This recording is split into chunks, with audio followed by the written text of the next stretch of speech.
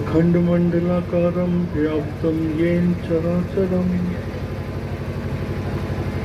तत्पदं दर्शितं येन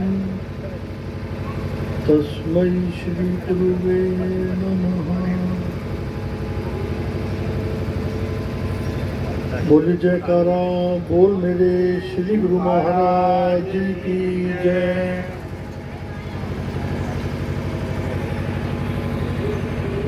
श्री नंगली निवासी भगवान की जय।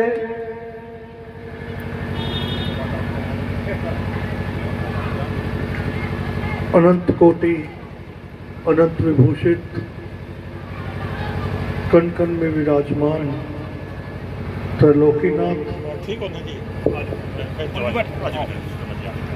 श्री नंगली निवासी भगवान जी के श्री चरणों में कोटि कोटि नम्र कोटि कोटि वंदन। परम आराध्य सद्गुरुदेव श्री परमहंस सत्यार्थी जी महाराज जी, स्वामी केशवानंद सत्यार्थी जी महाराज जी के श्री चरणों में नम्र वंदन अर्चन। मंच पर विराजमान अनंत श्री विभूषित महामंडलेश्वर श्री स्वामी दिव्यानंद सत्यार्थी जी महाराज जी के श्री चरणों में वंदन। मेरे समक्ष विराजमान मातृशक्ति सद्गुरुदेव भगवान जी के श्री चरणों में आई हुई सभी पुण्य आत्माओं को नम्र वंदन अर्चन करते हुए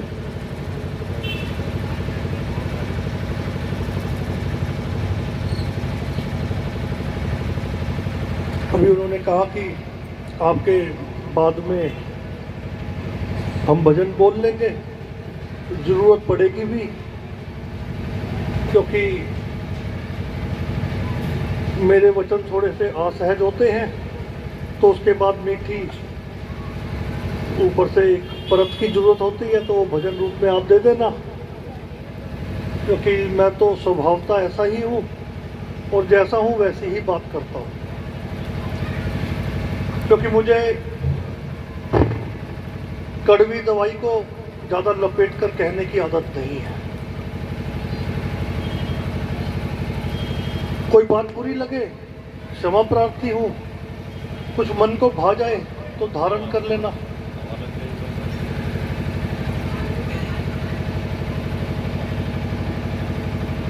बहादुरगढ़ के कार्यक्रम का पर्चा आया, उस पर देखा मैंने लिखा हुआ था ज्ञान यज्ञ। अब ज्ञान तो 15-20 मिनट में बांटा नहीं जा सकता, ना दिया जा सकता है ना लिया जा सकता है। तो सब ग्रस्त जीवों ने बड़ा आसान कार्य बना लिया कि पहले लोग ज्ञान लेने के लिए गुरु के दरबार में जाते थे, अब गुरु को इनवाइट कर लेते हैं, आ जाओ जी ज्ञान दे जाओ थोड़ा सा, है ना। और उस मेले में सबको राग रंग के मजे आए, उसके लिए भजन संकीर्तन का कार्यक्रम हो जाता है। हम जैसों को बेचारों को 15-20 मिनट का समय देते हैं और बड़ा बड़ा लिख देते हैं ज्ञान यज्ञ। तो भूख नहीं मिटती हमारी भी, और जो सच में लेने आए उसकी भी नहीं मिट पाएगी। तो जब कुछ ना कुछ की कमी खलती रहेगी, तो गंतव्य तक पहुंचना कठिन है। चलो हरी इच्छा।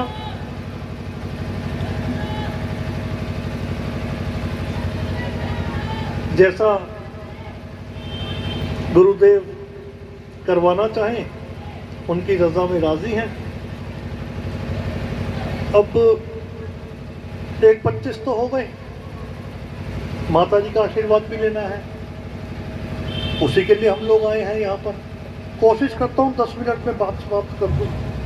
अगर ये समय थोड़ा ज़्यादा मिल जाता तो बहुत अच्छा लगता।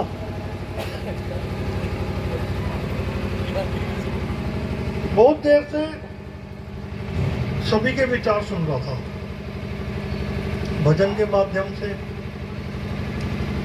उसके बाद अपने अपने भावांजलि के माध्यम से सबने व्याख्यात किया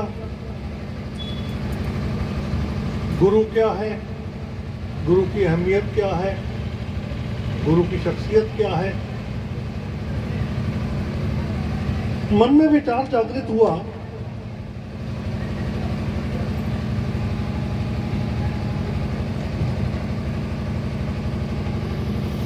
उस अपर पार ब्रह्म के बारे में मुंडकोपनिषद में एक जगह व्याख्या की गई। मुझे नहीं पता आप में से कितनों ने मुंडकोपनिषद पढ़ा होगा, पर शायद एक दो ने तो पढ़ा ही होगा, पक्का पढ़ा होगा। उसमें उन्होंने व्याख्यात करते हुए कहा कि जिस प्रकार आकाश का स्वरूप होता है, उसी प्रकार उस परम ब्रह्म, बल्कि उसमें शब्द लिखा है कि अपर परम ब्रह्म का स्वरूप है। यह अद्वैतवादी सिद्धांत है, अद्वैतवादी सिद्धांत। हम सभी लोग अद्वैत मत के अनुयायी हैं, तो हमें पता होना चाहिए। तो उसमें उन्होंने कहा कि प्रभु अगर उस परम ब्रह्म का स्वरूप आकाश तत्व के रूप में है और हम सभी उसी अंश के प्रारूप हैं और वो परम ब्रह्म शक्ति हम में भी उसी प्रकार कार्य करती है, तो ये जो कर्म फल का बोध है ये किस प्रकार आता है और क्या वो परम ब्रह्म शक्ति उससे संलिप्त होती है या नहीं। उसमें उत्तर देते हुए वो कहते हैं कि वो परम ब्रह्म शक्ति कभी भी कर्म फल में संलिप्त नहीं होती, क्योंकि ये सुख और दुख की विवेचना बुद्धि का तत्व है, इसका आत्मा से कोई संबंध नहीं। और कर्म फल भोगते हुए अगर हम सब में वो अपर परम ब्रह्म शक्ति विद्यमान है, तो क्यों कोई किसी प्रकार का होता है, क्यों कोई किसी प्रकार का होता है, क्यों कोई ईर्ष्यालु होता है, क्यों कोई झगड़ालू होता है, क्यों कोई सात्विक होता है, क्यों कोई आस्तिक होता है, क्यों कोई नास्तिक होता है। और क्या इन सब चीजों का प्रभाव उस परम शक्ति पर पड़ता है या नहीं पड़ता। तो उसके संदर्भ में वो ज्ञान वर्धक एक उपदेश देते हुए बताते हैं कि जिस प्रकार हम आकाश को देखते हैं और उसमें समय समय पर विभिन्न विभिन्न बादल, धूल के कण लिए हुए, वर्षा का जल लिए हुए, भयावह रूप लिए हुए, अपने अंदर चमकती हुई बिजली का समावेश किए हुए निरंतर हमारे ऊपर मंडराते हैं, परंतु उनकी एक सीमा होती है। ये जो हमारा पृथ्वी का जो ये एटमॉस्फेरिक जो हमारा जो ये लबादा है जिसमें हम बादल देखते हैं, या ये गुरुत्वाकर्षण से केंद्रित है ना, और इसकी ऊंचाई से ऊपर तो हम जाते ही हैं, चाहे वायुयान के माध्यम से जाते हैं, कई बार हम बहुत ऊंचे पर्वतों पर जाते हैं तो बादल बहुत नीचे रह जाते हैं, परंतु वो आकाश तत्व सदैव निर्मल होता है, सदैव निर्मल। मेरे कहने का भाव क्या था, मतलब ये मैंने किस वजह से बताया कि बार बार ये बताया गया कि गुरु का स्वरूप क्या होना चाहिए, गुरु का तत्व क्या होना चाहिए। नहीं, गुरु ने आपको सिर्फ उस ऊंचाई पर लेकर जाना है। गुरु का कार्य आपको उस ऊंचाई तक लेकर जाने का है जहां पर इस प्रकार के सारे धूल के कण, मिट्टी के कण, चमकते हुए बादलों की स्थितियां, ये बिजली का कड़कना, ये सब नीचे रह जाए और आप जिस आकाश तत्व के दर्शन करें वो सदैव निर्मल, स्पष्ट और सौंदर्य से भरपूर हो। बोलिए जयकारा बोल मेरे श्री गुरु महाराज की बुरा मत मानना मेरी बात का। बुरा मत मानना। मेरा कई जगह पर लोग, जिस प्रकार हमने देवी देवताओं को एक छवि में बांध लिया,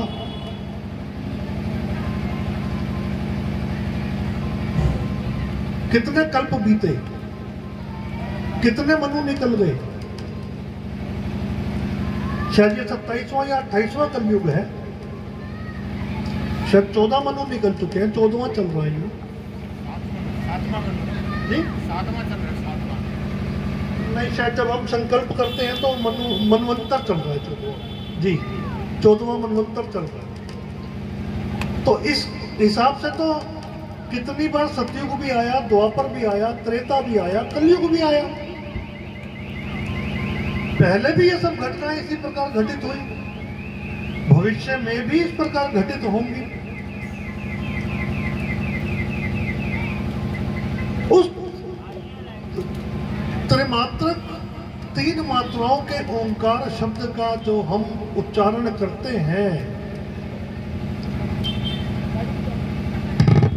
वो ओंकार पुरुष जिसका हम ध्यान करते हैं, क्या किसी भी ग्रंथ में, किसी भी शास्त्र में उसको किसी छवि में बांधा गया, किसी देह में बांधा गया? नहीं बांधा गया। मेरे कहने का अर्थ समझना, थोड़ा सा कोशिश रहती है कि सरल शब्दों में बात करूं। उस ओंकार तत्व परमपिता परमात्मा को कभी भी किसी भी संत ने और किसी भी महापुरुष ने एक देह की दृष्टि में बांधने का प्रयत्न नहीं किया, बांध भी नहीं सकते, क्योंकि वो अजन्मा है, इन शब्दों से परे है। मेरी बात को समझने का प्रयास करो। ये कोई व्यवसाय नहीं है,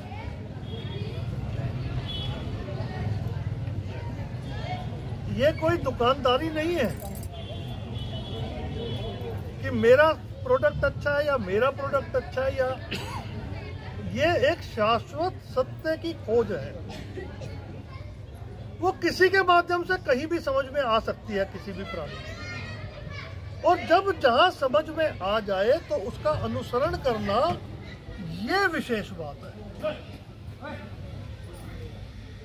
आज इसमें भी कंपटीशन हो गया, मेरे गुरुवर बड़े, मेरे गुरुवर बड़े। ये व्यवसाय नहीं है, ये दुकानें नहीं है, ये शोरूम नहीं है, ये शाश्वत सत्य है। आज तक एकमात्र उस ओंकार तत्व की रूप की व्याख्या कहीं पर भी नहीं की गई। सदैव यही बताया गया कि वो शाश्वत है, वो सत्य है, वो निराकार है, वो आज जन्मा है। जब हम जन्म लेते हैं तो इस जन्म लेने की प्रक्रिया से पहले भी तो हमारा कोई ना कोई वजूद होता होगा ना। जब हम ये जन्म लेते हैं, एक आकार में आते हैं, चाहे वो आकार स्त्री का है चाहे वो पुरुष का है, उससे पहले भी तो हमारा कोई स्वरूप होता है ना। वो स्वरूप है जिस मुख्य स्वरूप से बिछड़कर हम इस जगत में, इस देह में जन्म प्राप्त करते हैं, और अंततः इस समय को व्यतीत करने के बाद पुनः उसी अजन्मे, उसी निराकार स्वरूप में जाकर हमारा विलय होना है, जिसको हम शाश्वत सत्य परम ब्रह्म ओंकार स्वरूप कहते हैं। परंतु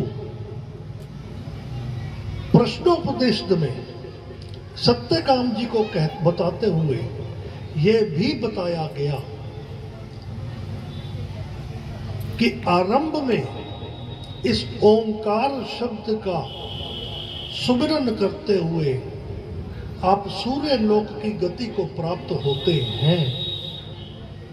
सूर्य लोक की गति को, जहां पर प्रकाश है, जहां पर अंधेरा नहीं है, जहां पर आपको कोई भी नकारात्मक शक्तियां प्रभावित नहीं कर सकती, परंतु उस सूर्य लोक को प्राप्त होने के बाद पिपलाद जी ने सत्यकाम जी को ये कहा कि तू उस अक्षर ब्रह्म का जाप कर, उस ओंकार तत्व को प्राप्त कर सकता है। अब जिन्होंने नामदान लिया हुआ है वो मेरी बात को बड़ी सरलता से समझ पाएंगे। तो हमारे गुरुदेव ने भी वही कार्य किया। पहले हमें इस जगत से ऊपर उठाया, जहां पर उस शाश्वत सत्य, उस शाश्वत आकाश, उस अपर परम ब्रह्म के दर्शन दूर से करवाए, दूर से। फिर धीरे धीरे धीरे धीरे अभ्यस्त करते हुए हमें सूर्य लोक के दर्शन करवाए जाते हैं। और जब हमारी स्थिति अंधकार से प्रकाश की ओर जाती है, तब हमें उस अक्षर ब्रह्म का ज्ञान हमारे गुरुदेव करवाते हैं, जिससे हम उस अलौकिक ओंकार में विलय कर सके। ये है ज्ञान यज्ञ। बहुत से लोगों को मेरी बात ऊपर से निकल जाएगी, समझ में नहीं आएगी। अब 15 मिनट में मैं समझाने में सक्षम नहीं हूं, क्योंकि मैं इतना काबिल नहीं हूं। उसके लिए खोज करो, संतों की शरण में जाओ, उस ईश्वर के आगे नतमस्तक हो, उससे बार बार अनुनय विनय करो। देखो सत्यार्थी जी महाराज जी ने जब शास्त्री किया, उसके बाद संपूर्ण गीता के पाठ को कंठस्थ किया, संपूर्ण उपनिषदों का ज्ञान लिया, उसके बाद उनको जो कमी महसूस हुई, तब उन्होंने अपने उस ईश्वर को बार बार ये रो रो कर विलाप करके ये प्रार्थना की कि अब मुझे कोई ऐसा सदगुरु चाहिए जो आगे मुझे इस मार्ग पर प्रशस्त करे, मुझे रास्ता दिखाए, क्योंकि ज्ञान ग्रंथों के माध्यम से मैं बहुत ले चुका हूं। तब अचानक से उनके पास उनके एक मित्र आए, जिन्होंने कहा कि एक संत आए हुए हैं चकोड़ी आश्रम में, आप भी चलें और उनके दर्शन करें, और आगे की सारी कथा आपको पता है कि क्या हुआ। तो अर्थात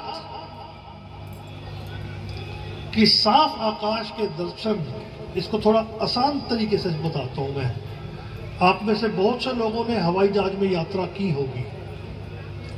जब आप 35,000 36,000 फुट की ऊंचाई पर होते हैं ना, तो इसी आकाश का रंग कुछ और दिखता है, और दिन में इतना चुंधियाता प्रकाश होता है कि लोग बड़े शौक से विंडो वाली सीट लेते हैं और बाद में उसका शीशा ही नीचे कर देते हैं, खिड़की को बंद कर देते हैं, क्योंकि वो प्रकाश बर्दाश्त नहीं होता।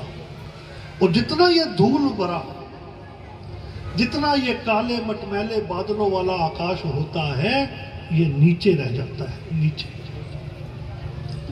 तो उस प्रकाश को बर्दाश्त नहीं कर पाते, ना तो उसकी गर्मी बर्दाश्त कर पाते हैं, ना उसके प्रकाश को बर्दाश्त कर पाते हैं। खिड़की बंद, विंडो सीट का शौक खत्म।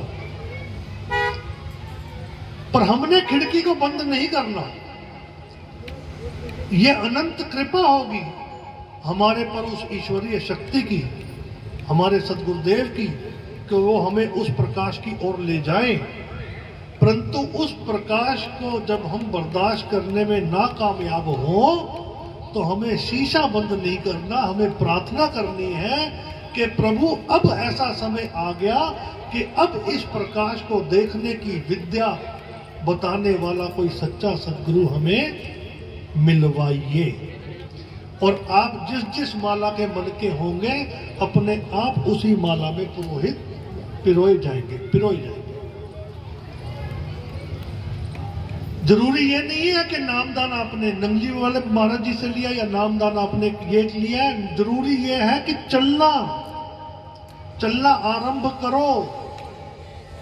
जब प्राइमरी की शिक्षा समाप्त हो जाएगी तो मिडिल स्कूल के लिए अपने आप स्कूल बदल लोगे, चले जाओगे। जब स्कूली शिक्षा खत्म हो जाएगी तो अपने आप कॉलेज की भूख जागेगी जो विद्यार्थी है उसको। और जो विद्यार्थी नहीं है वो कहता है अरे इंटर हो गई, छुट्टी, अब आगे नहीं पढ़ना, तो उसको आगे पढ़ाने की जरूरत भी मत करो, फीस ही बेकार होगी, नहीं पढ़ेगा वो। अब सारे ही पढ़ जाएंगे तो फिर बाकी लोग क्या करेंगे? मैं तो कई बार हंसता हूँ, कई आते हैं मेरे पास कह रहे हैं हमारा बच्चा पढ़ता नहीं है भैया जी। मैं कहा भाई सारे ही पढ़ लिख जाएंगे तो पढ़े लिखों को नौकरी कौन देगा? तो अगर सभी पढ़े लिखे हो जाते यानी कि सभी विद्यार्थी बन जाते तो हम जैसों की तो आवश्यकता ही नहीं। बाद में बेटा बैठ जाओ, फिर हमें कौन बुलाएगा? अब वो समय तो गया कि जब ज्ञान लेने के लिए या अपनी आंतरिक इच्छाओं को शांत करने के लिए, देखो ये प्रश्नोपनिषद बना माता जी, इसमें संपूर्ण उपनिषद सिर्फ प्रश्न और उत्तर पर ही बन गया। सत्यकाम जी की अपनी कुछ प्रश्न थे, उनकी कुछ जिज्ञासाएं थी, सिर्फ उनको शांत करने में पूरा एक उपनिषद का लिखा गया। तो ऐसा जिज्ञासु जब सच्चे सद्गुरु की शरण में जाता है तो सद्गुरुदेव भगवान जी को भी आनंद आता है,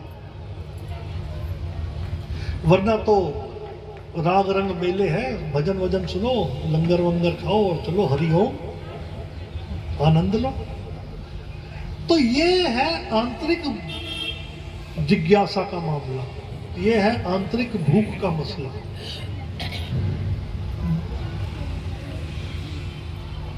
भूख में भी आजकल लोगों को भूख शरीर की पौष्टिकता के लिए नहीं लगती, अजीब अजीब किस्म की भूख लग रही है। आज मेरा मन पिज्जा खाने का है, क्या पौष्टिकता भी? तो यही कुछ हमारे धर्म में भी हो गया है। मैं क्षमा चाहूंगा हाथ जोड़कर, देखो मेरे को धार्मिक मंचों पर ऐसी बात नहीं करनी चाहिए, पर हो गया है। हम कथाएं सुनकर प्रसन्न हैं, हम नाच गाकर प्रसन्न हैं, कोई बात नहीं। हर जगह पर हर तरह की वो होती है, वैरायटी होती है। पर अब लोग ऑर्गेनिक चीजों में भी ध्यान लगाने लगे कि वो खाएं जिससे शरीर स्वस्थ हो, वो खाएं जिससे हमारे को पौष्टिकता मिले, हमें पता हो कि जो हम खा रहे हैं इससे हमारे शरीर को लाभ है या नुकसान है। तो जब इस प्रकार की जिज्ञासा धर्म के प्रति जागती है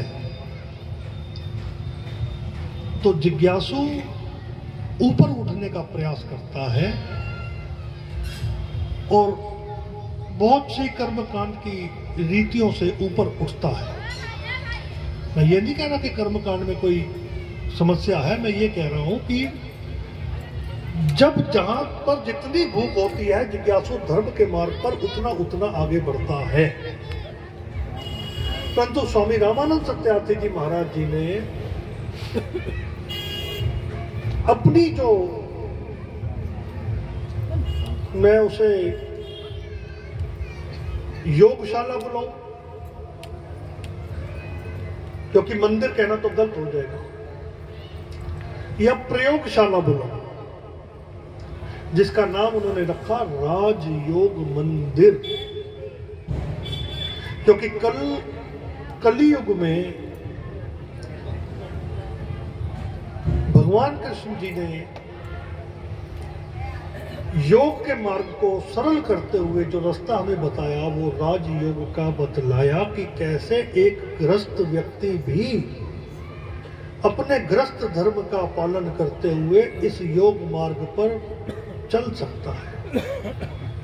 और उसी कड़ी को आगे बढ़ाते हुए स्वामी रामानंद सत्यार्थी जी महाराज जी ने, स्वामी केशवानंद सत्यार्थी जी महाराज जी ने, और अब हमारे परम श्रद्धेय परम आदरणीय परम विभूषित मां दिव्यानंद सत्यार्थी जी महाराज जी भी हमें वही मार्ग प्रदर्शित कर रहे हैं। तो मैं आपसे सिर्फ इतना निवेदन करना चाहता हूं कि जो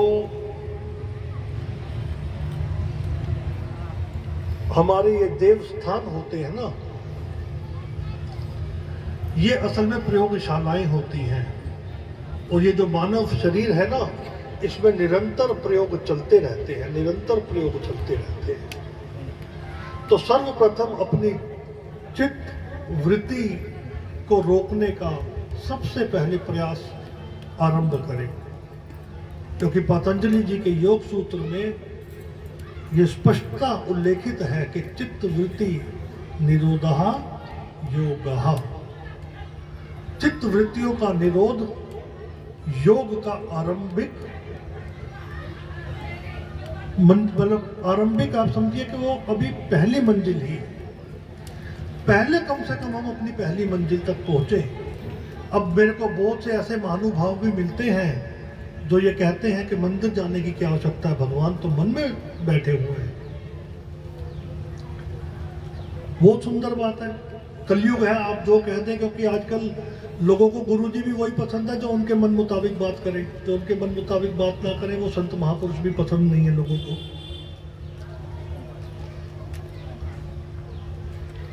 अब तो वो वाला काम है कि eat drink and B Mary. जो संत कहें कि ऐसा मत करो, ऐसा मत करो, अपने आप को रोको, तो वो लोगों को पसंद भी नहीं आते।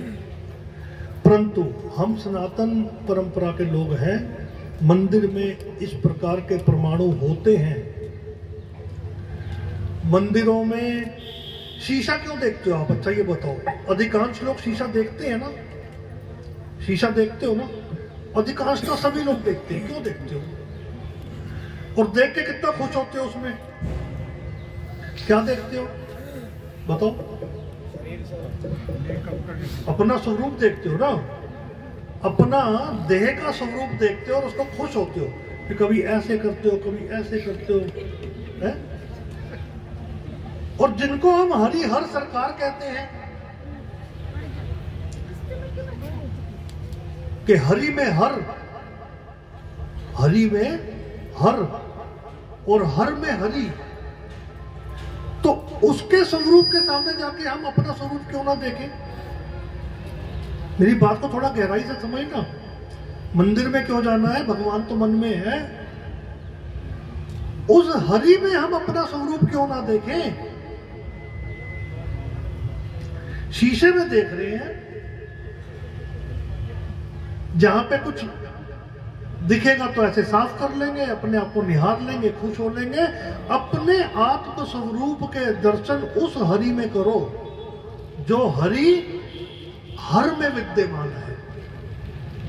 इसलिए मैं वैसे भी आपसे कहूं, चाहे कोई गुरु परंपरा से यहां पर जुड़ा हुआ है या देवीय उपासनाओं से जुड़ा हुआ है, सनातन परंपरा के आप सभी सनातनी हो, हम सभी सनातन धर्म के लोग हैं। मंदिरों में जरूर जाना चाहिए। मंदिर में जाकर उस प्रभु के, उस अपने ईश्वर के, अपने ईष्ट के आगे सर अवश्य निभाएं। ये कोई पाखंड नहीं है। स्वयं भी तिलक करें, अपने बच्चों को भी तिलक करें, बहुत सी बुराइयों से बचोगे।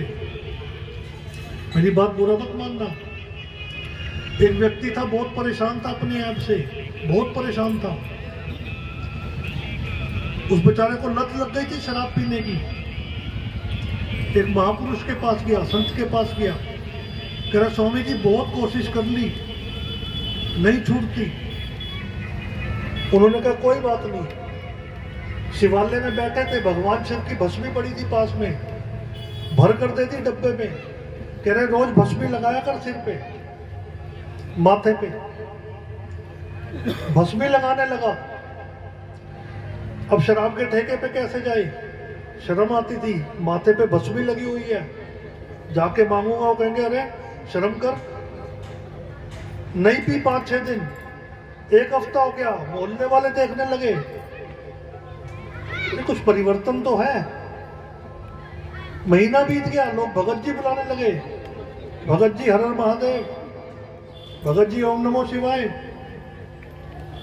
अब अंदर से चाह भी रहा था पर जा नहीं सकता, लोग भगत जी कह रहे हैं। समस्या हो गई। 2 महीने बीत गए, लत छूट गई, छूट गई। उसकी अपनी आत्मा ने उसको धिक्कारा कि सोच, लोग तुझे भगत जी कह रहे हैं, सोच लोग बाहर निकलते तुझे राम राम करते हैं, ओम नमो शिवाय करते हैं, और तू किस काम में पड़ा हुआ है? छूट गई लत। तो सनातन धर्म के अनुयायी हो, मंदिरों में जाके क्या होगा? ना होते मंदिर, पुराने युग में 5000 साल पहले हमारे द्वारिका जी के अवशेष मिले हैं 5500 साल पहले के। ना होते ये देवस्थान, आज मुकदमे लड़ते रहते, लड़े ना, राम जन्मभूमि का मुकदमा लड़ते रहे ना, नामो निशान ना होता। सोचना, गहराई से सोचना, ये देवस्थान आपकी संस्कृति को बनाते भी हैं और आपकी संस्कृति को बचाते भी हैं। ये आपके बच्चों में संस्कार भी उत्पन्न करते हैं। तो अपने देवस्थानों पर जाने से शर्माओ मत, हिचकिचाओ मत। जहां हरि संकीर्तन हो रहा हो, जहां उस प्रभु का नाम का सुमिरन हो रहा हो, उसको अलग अलग समुदायों में और समूहों में मत बांटो। हम तो वहां जाते हैं, हम यहां नहीं जाएंगे। मैं देवी का भक्त हूं, मैं शिवरात्रि पे नहीं जाऊंगा। मैं भगवान शिव को मानता हूं, मैं नवरात्र क्या करूंगा? अपने संस्कारों को बचाओ, अपनी पीढ़ी को बचाओ, अपने धर्म का पालन करो। सर्वप्रथम धर्म का पालन करोगे तो धीरे धीरे उस प्रकाश की ओर भी बढ़ोगे, और जब उस प्रकाश की ओर अग्रसर होगे और वो प्रकाश आपके अंधकार को मिटाएगा, तब आपकी सच्चे सद्गुरु की तलाश आरंभ होगी, समाप्त नहीं होगी, आरंभ होगी। और जब सद्गुरुदेव भगवान जी मिलेंगे, उनको देहधारी गुरु कभी मत मानना। मेरी बात को बहुत गहराई से समझें। जो लोग सत्यार्थी मिशन से या गुरु परंपरा से जुड़े हुए हैं, जो मैं बोल रहा हूं उसको अक्षर बिल्कुल समझने का प्रयास करना कि अपने गुरुदेव को कभी देहधारी गुरु मत मानना। चाहे वो स्वामी स्वरूपानंद जी महाराज जी के रूप में आए हो, चाहे वह स्वामी रामानंद सत्यार्थी जी के रूप में आए हो, और चाहे वह स्वामी केशवानंद सत्यार्थी जी के रूप में आए हो। बोल मेरे श्री गुरु महाराज की जय। क्योंकि वो अपने निज स्वरूप को जान चुके थे, जान चुके हैं कि हम हैं उस अपर परम ब्रह्म शक्ति के अंश। और पुनः जब उस शक्ति को जन चेतना की आवश्यकता होगी, वो पुनः देह का रूप देकर फिर जन कल्याण के लिए भेज देंगे। महाराज जी हंसते थे, स्वामी रामानंद सत्यार्थी जी महाराज जी हंसते थे, कहते थे हम तो बेटा ब्रह्म काउंसिल के मेंबर हैं, हमारा जन्म मृत्यु नहीं होती, हमें तो विशेष कार्य के लिए भेज दिया जाता है, वो कार्य संपूर्ण, हम वापसी फिर जब कभी किसी कार्य के लिए भेजा जाएगा तब पुनः इस पृथ्वी पर जन्म लेकर आएंगे। हम निरंतर जन्म मृत्यु के चक्र से अलग है, भिन्न है। तो ऐसी पुण्य आत्माओं की चरण शरण में आपको अपना जीवन लगाने का अवसर मिला, तो मैं आपसे सिर्फ एक निवेदन करूंगा। जैसे माइक लेते हुए सब कहते हैं ना कि समय अपनी गति से बढ़ रहा है, मैं 5 मिनट में अपनी बात खत्म करता हूं, इसी चीज को अपने अपने जीवन पर भी धारण कर लो। इसी चीज को अपने अपने जीवन पर भी धारण कर लो। समय निर्बाध रूप से चल रहा है, नहीं रुकेगा। याद कर लो, दिन की दाढ़ी बाल सफेद हो गए, आज से 30 साल पहले क्या मूंछ पे ताव होता था, गया समय। जो आज युवा है, बचपन में मां की गोद में बैठते थे, गया समय। और ऐसे ही ये समय खत्म हो जाएगा। गुरुदेव की चरण शरण में आने का लाभ तब है जब हम गुरु को नहीं, गुरु की माने। गुरु को नहीं, गुरु कभी ये नहीं कहता कि मेरी पूजन करो, गुरु कभी ये नहीं कहता कि मुझे साष्टांग प्रणाम करो, गुरु कभी ये नहीं कहता कि मैं वो पार ब्रह्म हूं। वो कहता है कि मैं तुम्हें उस पराशक्ति से मिलवाने के लिए, उसका मार्ग प्रदर्शित करने के लिए, तुम्हारी सेवा के लिए आया हूँ। मुझे बहुत अच्छे से याद है, मैंने दोनों महाशक्तियों के साथ अपना जीवन बिताया, परम पूज्य स्वामी रामानंद सत्यार्थी जी महाराज जी के साथ भी और स्वामी केशवानंद जी महाराज जी के साथ भी। और अब मेरा सौभाग्य है कि माता श्री जी के भी चरण छड़ने की सेवा करने का अवसर मिल रहा है। मैंने हमेशा तीनों महान विभूतियों से यह सुना कि बाबा जी को प्रार्थना करो, वो आपका कार्य अवश्य करेंगे। उन्होंने कभी यह नहीं कहा कि अच्छा चल तेरी समस्या का मैं समाधान करता हूं, कभी नहीं। उन्होंने हमेशा सदैव अपने से ऊपर की शक्ति को निवेदन किया। तो गड़बड़ हो गई, आधा घंटा ले लिया मैंने आपसे। तो निवेदन इतना करूंगा कि यह ज्ञान यज्ञ वस्तुतः कभी ऐसा वो करिए कि यह ज्ञान यज्ञ हो, कोई आवश्यकता नहीं। मतलब ये तो वार्षिक भंडारा है, बड़ा बड़ा टेंट लगाओ, बहुत अच्छी बात है, शोभनीय बात है, पर कभी बहादुरगढ़ के आश्रम में 2-3 दिन का ज्ञान यज्ञ यानी ज्ञान शिविर लगाओ, जहां पर भक्ति की, प्रेम की निरंतर बरसात हो। आधे घंटे में नहीं आनंद आएगा, मुझे भी नहीं आएगा, आपको भी नहीं आएगा। बहुतों के मन में बहुत से प्रश्न होते हैं, आनंद है, आप करें प्रश्न। मैं ये नहीं कह रहा कि हम सक्षम है उसके उत्तर देने में, क्योंकि जब हम बैठते हैं तो उत्तर हम नहीं दे रहे होते, बोलते भी हम नहीं है, वो बुलवाते हैं, उनकी कृपा है।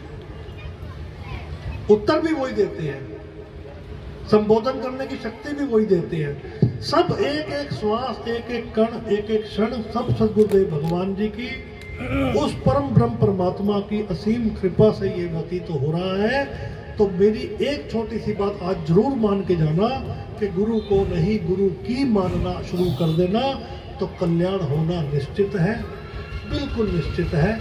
इसकी गारंटी हमें सद्गुरुदेव भगवान जी के श्रीमुख से भी मिली हुई है। तो मंदिरों में जरूर जाया करो, दर्पण देखते हो, अपना स्वयं का स्वरूप उस महान शक्ति में देखो, शर्म छोड़ दो, हिंदू हो, सनातनी हो, तिलक जरूर लगाया करो, आरती, वंदन, अपना संध्या, प्रातः सुमरन, ये सब अवश्य किया करो, बहुत ज़्यादा समय नहीं लगता। और सुबह अपने काम पे निकलने से पहले सद्गुरुदेव भगवान जी को, उस परम पिता परमात्मा को, जिसकी भी आराधना करते हो, उसको नतमस्तक होकर ये जरूर कहा करो कि संपूर्ण जीवन, संपूर्ण दिवस, संपूर्ण मेरी एक एक श्वास प्रभु आपके निमित्त है, मेरे लिए जो उचित हो वो करिएगा, सबका कल्याण होगा। ऐसी मनोकामना के साथ अपनी वाणी को विराम देता हूँ। हरिओम तत्सत, हरिओम तत्सत, हरिओम तत्सत। बोलिए जयकारा बोल मेरे श्री गुरु महाराज की जय। बोले सत्य सनातन धर्म की जय।